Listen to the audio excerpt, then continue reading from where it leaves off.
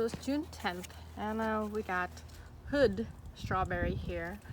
This was highly recommended for the Pacific Northwest, and the fruit is medium in size, and it's the first Hood strawberry to ripen for me. I have it between my grapes and this, so it's a little messy, but we shall taste it. It does look really pretty though for a small size. Lovely. Okay, so even though it's a medium size strawberry, it tastes excellent. The sweet tart freshness, I love it. I'm gonna keep Hood.